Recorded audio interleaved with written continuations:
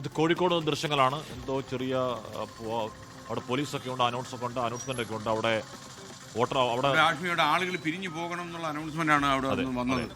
എല്ലാവരും ഡിസ്പെൻസ് ആകട്ടെ, ഡിസ്പെൻസ് ആകണം. ഇവിടെ ആരും നിൽക്കരുത്, ആരെങ്കിലും ഇവിടെ നിൽക്കരുത്.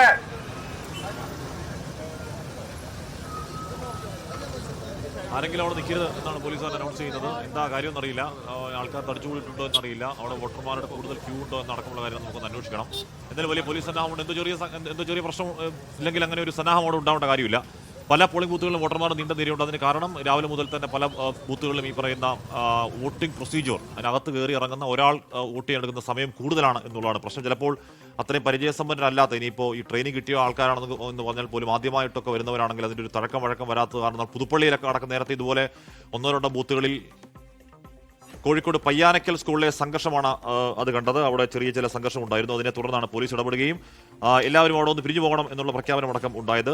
കോഴിക്കോട് പയ്യാനക്കൽ സ്കൂളിൽ പ്രവർത്തകർ പ്രദേശത്ത് നിന്ന് മാറാൻ പോലീസിനെതിരെ മുദ്രാവാക്യം വിളിച്ച് LDF പ്രവർത്തകർ ചേരുകയാണ്. ദിൽഷ തിലകനാണ് വാർത്തയുടെ വിവരങ്ങൾ വെച്ചത്. ദിൽഷ, പോലീസിനെതിരെ LDF പ്രവർത്തകർ മുദ്രാവാക്യം വിളിക്കാനിടയായ സാഹചര്യം എന്താണ്?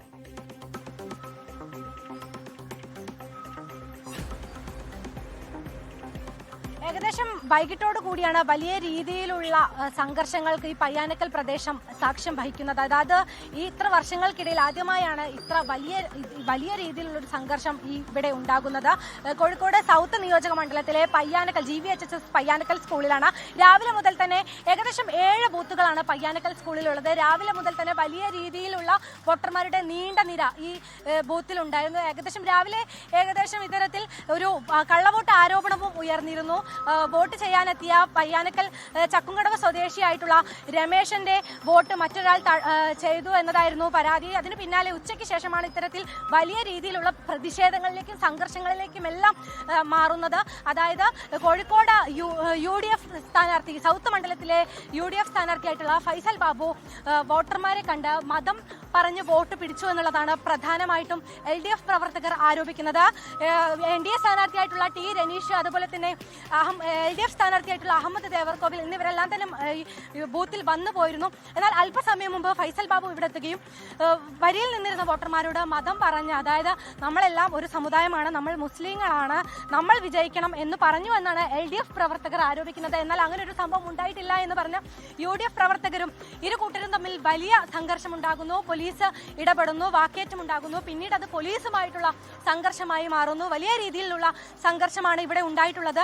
ഒരുപാട് വോട്ടർമാർ ആ സമയത്തും വരിയിൽ നിൽക്കുന്നുണ്ടായിരുന്നു. സ്ത്രീകൾ അടക്കമുള്ളവർ ഈ സംഘർഷം കണ്ട് വോട്ട് ചെയ്യാനാകാതെ മടങ്ങി പോകുന്ന സാഹചര്യം ഉണ്ടായി. പിന്നാലെ പോലീസ് വന്ന ഗേറ്റ് ക്ലോസ് ചെയ്യുന്ന സാഹചര്യം ഉണ്ടായി. ഇനി നമുക്കൊരു ഇടവേള എടുക്കണം. പ്രിയപ്പെട്ട പ്രേക്ഷകർക്ക് അറിയുന്ന പോലെ പോളിംഗ് ഏതാണ്ട് അവസാനിച്ചു. ചിലയിടങ്ങളിൽ ഇപ്പോഴും ചില ക്യൂ അനുഭവപ്പെടുന്നുണ്ട്. അവിടെ മാത്രം വോട്ടിംഗ് നടക്കും. 6 മണിക്ക് തന്നെ അവസാനിച്ചു. എന്താ അടുത്ത 5 കൊല്ലം നമ്മളെ ആര് ഭരിക്കുമെന്ന വിധി സംസ്ഥാനത്തെ ജനങ്ങൾ എഴുതി കഴിഞ്ഞു എന്നാണ് നമുക്ക് മനസ്സിലാക്കാൻ കഴിയുന്നത്. കുറച്ച് ക്യൂ ഉള്ള സ്ഥലങ്ങളിൽ മാത്രം വോട്ട് ചെയ്യാൻ അനുവദിക്കുമെന്നും 6 മണിക്ക് മുൻപേ വന്ന ആളുകളെ മാത്രമേ വോട്ട് ചെയ്യാൻ അനുവദിക്കൂ എന്നാണ് നമുക്ക് ലഭിക്കുന്ന വിവരം.